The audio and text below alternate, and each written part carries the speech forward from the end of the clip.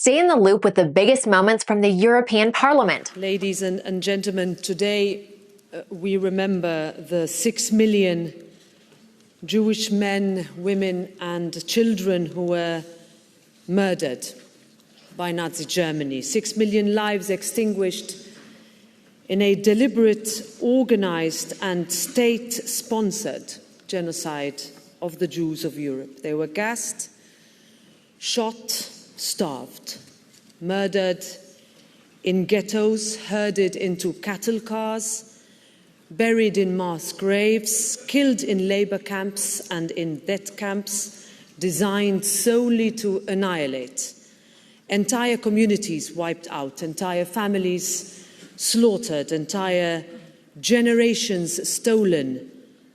But even that horror did not wipe out the hope of the Jewish people. We remember too all those Roma and Sinti communities and countless others slaughtered because of their faith, ethnicity, sexual orientation, disability, or political opinions. On Monday, I represented this House at Auschwitz, joining Holocaust survivors and world leaders to mark the anniversary of the liberation of the largest and deadliest of the Nazi extermination camps. Today, Auschwitz stands as a lesson for all of humanity. In the words of Rabbi Lord Jonathan Sacks, the question is not where was God, but where was man? Where was humanity? The Holocaust did not happen overnight. The dehumanization of the Jews of Europe began long before Auschwitz. It began with words, with propaganda that vilified Jews as dangerous and alien. It began with exclusion, humiliation, and the systematic stripping away of dignity. By the time the final solution was set in motion, the path had already been paved by indifference and hate. That is why we can never forget and why we must act. Ours is the last generation to have the privilege of knowing Holocaust survivors and hearing their stories firsthand. Their voices, their courage, their memories are a bridge to a past that must never be forgotten. Because even after the horrors of the Holocaust, anti-Semitism did not disappear.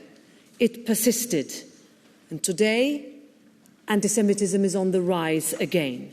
In Europe, across the world, and online. Myths, lies, and conspiracy theories. Centuries-old stereotypes dressed in new rhetoric are spreading like wildfire on social media, in our schools and workplaces, in politics and in the media. The consequences are terrifyingly real. Anti-Jewish hate crimes in Europe have surged by 400%. Many are forced to hide their religion in public. Elie Wiesel once warned us, if we forget, we are guilty. If we forget them, they will be killed a second time. And this time, it will be our responsibility. Memory is a duty, a responsibility that never again is not an empty promise. On Monday, Auschwitz survivor Tova Friedman reminded us that today we all have an obligation not only to remember, but also to warn and to teach that hatred only begets more hatred, killing, more killing.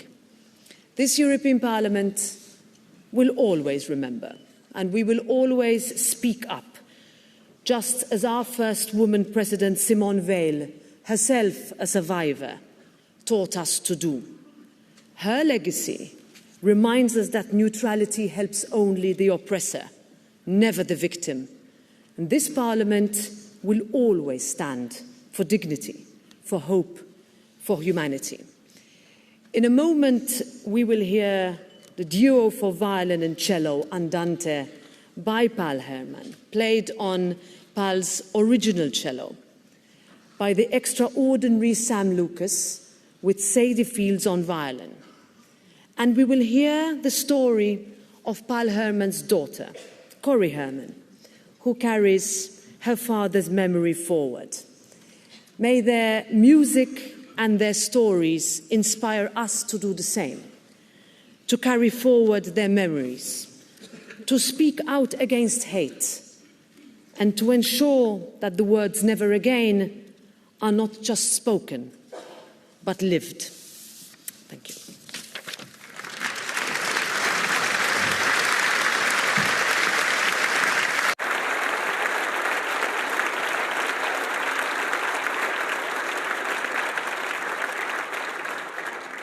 Like, share, and subscribe, and let us know your thoughts in the comments. We'd love to hear from you.